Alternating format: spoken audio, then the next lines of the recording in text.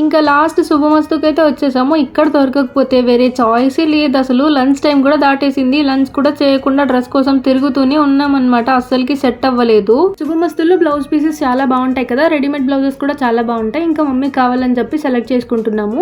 ఇంకా ఇక్కడ కూడా డ్రెస్ అయితే సెట్ అవ్వలేదు. శుభమస్తు నుండి కొంచెం ముందుకు వస్తే దాక్షాయిని షాపింగ్ మాల్ అని చెప్పి ఒకటి ఉందన్నమాట. నేనైతే ఫస్ట్ టైం వచ్చాను. డ్రెస్సెస్ అయితే చాలా బాగున్నాయి, కానీ టూ మచ్ కాస్ట్ అనిపించింది. ఆ కాస్ట్ కి ఆ డ్రెస్సెస్ వర్త్ అనిపించట్లేదు. సరే ఫస్ట్ డ్రెస్ అయితే చూద్దాము, బడ్జెట్ లో ఉంటే తీసుకుందాము, లేకపోతే లేదు అనుకొని వెళ్తున్నాం అనమాట.